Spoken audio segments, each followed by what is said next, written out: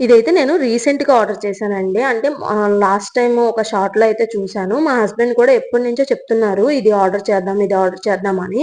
ఇదేంటి అనుకుంటున్నారా? దోమలు ఎక్కువ వచ్చేస్తుంటే ఇంట్లోకి ఇది కర్పూరం వేసి ప్లగ్ వేస్తే మంచి స్మెల్లును ప్లస్ దోమలు కూడా పోతాయి అని నేనైతే తెలుసుకున్నాం అనమాట.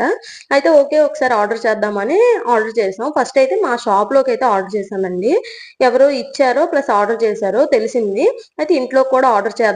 చాలా దోమలొచ్చేస్తున్నాయని మేమైతే ఆర్డర్ చేసాం. ఇది అంత థిక్‌గా ఏం లేదు. Not bad. అంతని గుడ్ అని కూడా నేను చెప్పను. అయితే ఇలా ఆన్ చేయంగాల్నే కొంచెం హీట్ అవుతది. హీట్ అయ్యాక ఈ కర్పూరం అన్నది కరగడం స్టార్ట్ అవుతదనమాట.